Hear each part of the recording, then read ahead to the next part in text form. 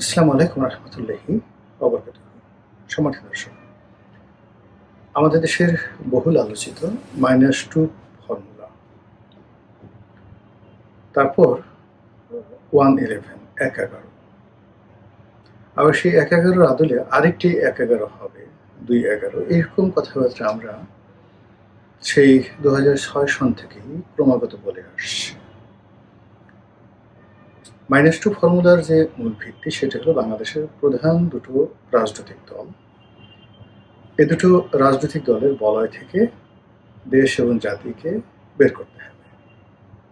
আচ্ছা, বের করে তৃতীয়, চতুর্থ, পঞ্চম শক্তি, মানে একটা যাকে বলা হয় ফুল ডেমোক্রেসি, যেখানে যে যার মতো করে সংগঠন করতে পারবে এবং রাষ্ট্র ক্ষমতায় যাওয়ার জন্য তারা পরস্পরের সঙ্গে প্রতিযোগিতা করতে পারবে, এরকম একটা রাস্তা করে দেওয়ার জন্য দেশি এবং বিদেশি বিভিন্ন কৌশলগত যে সকল শক্তি সমূহ রয়েছে তারা চাপ প্রয়োগ করবে, তাপ প্রয়োগ করবে, শক্তি প্রয়োগ করবে, অর্থ বিনিয়োগ করবে। এবং ওই যে -2, এটাকে যদি মোটা দাগে বলা হতো তাহলে বিএনপি থেকে বেগম খালেদা জিয়াকে মাইনাস করতে হবে, জিয়া পরিবারকে মাইনাস করতে হবে এবং জিয়া পরিবারের বাইরে যে সকল নেতৃত্ব রয়েছে তাদেরকে সুযোগ করে দিতে হবে এই দলটির সভাপতি এবং সেক্রেটারি হওয়ার জন্য বা অন্যান্য বড় বড় পদ পদবিতে যাওয়ার জন্য। আর অন্যদিকে শেখ হাসিনা, শেখ পরিবার এবং তার আত্মীয় স্বজন যারা আছে তাদেরকেও আওয়ামী লীগ থেকে বিতাড়িত করতে হবে এবং আওয়ামী লীগ একটা সর্বজনীন দল হিসাবে দলের ভিতরে যারা ত্যাগী, যোগ্য, তারা তাদের আপন যোগ্যতা বলে প্রতিযোগিতার মাধ্যমে এই দলে শীর্ষ পর্যায়ে চলে আসবে। তো এই যে আপাত দৃষ্টিতে চমৎকার সুন্দর, শুনতে ভালো, এরকম একটি মিক্সচার, দ্য পলিটিক্যাল মিক্সচার, এটি 111 নামক যে ব্যর্থ সামরিক কু বা অভ্যুত্থান হয়েছিল 2006 সনে, তার প্রেক্ষিতে প্রায় টানা 1 বছর ধরে বিএনপির মধ্যে এবং আওয়ামী লীগের মধ্যে সংস্কারবাদী একটা গ্রুপ দাঁড় করে আনা হয়। এর বাইরে অনেকগুলো কিংস পার্টি তৈরি করা হয় ফেরদৌস আহমেদ কুরেশির নেতৃত্বে এবং 1 বছর পর সবাই বুঝতে পারেন যে এটা সম্ভব নয়। এতে করে যেটি হয়, সেই 111 সরকার, তাদের পতন হয়।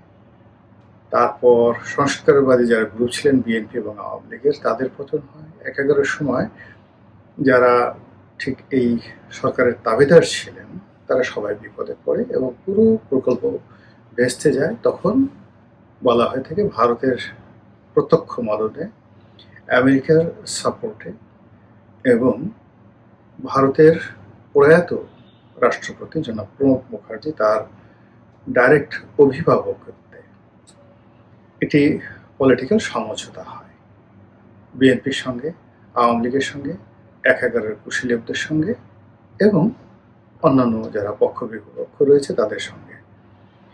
এরপরই একটি নির্বাচন হয়।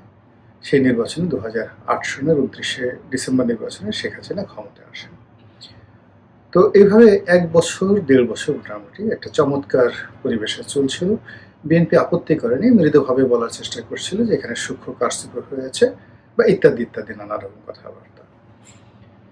কিন্তু পরবর্তীতে আবার পরিস্থিতি উল্টে যায়। আওয়ামী লীগ বিশেষ করে যুদ্ধাপরাধের বিচার, তারপর জামাতের বিরুদ্ধে তাদের যে শক্ত অবস্থান সেইগুলো, এরপর নিজ দলের মধ্যে যে সংস্কারবাদী গ্রুপ তাদেরকে পিছনে ঠেলে দেওয়া, এই কর্মগুলো করে তার যে বলয়টা, সেই বলয়টিতে সে যথেষ্ট দুর্বল হয়ে পড়ে।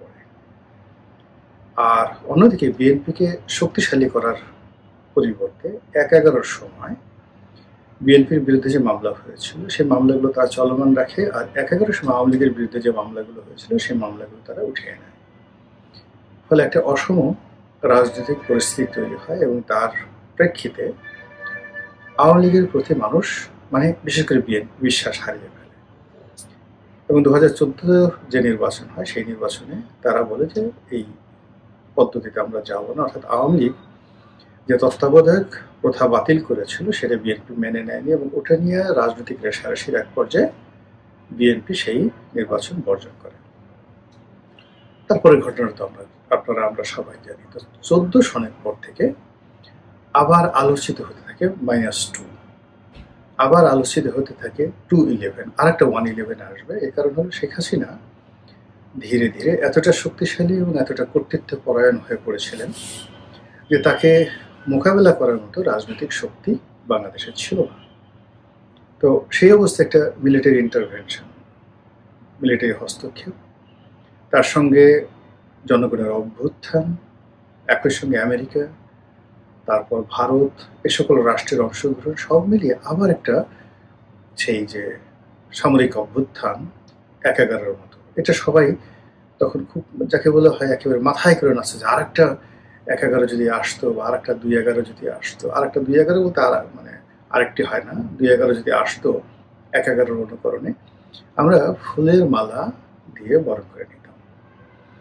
এভাবে 10টা বছর আয়োজন চলতে থাকলো, 10টা বছর আলাপ আলোচনা হতে থাকলো। এরপর আসলে কি হলো আমরা কিছু বলতে পারি না।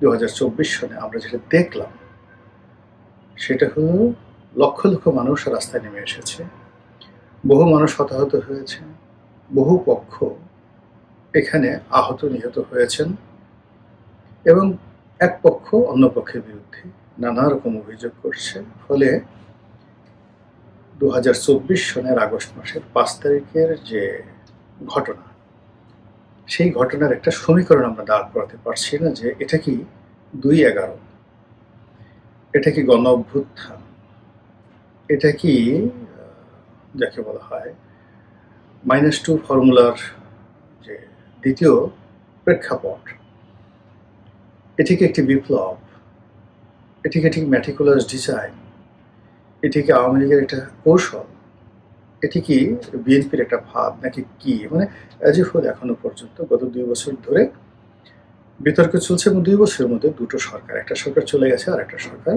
এখন ক্ষমতা আছে 4.5 মাস ধরে।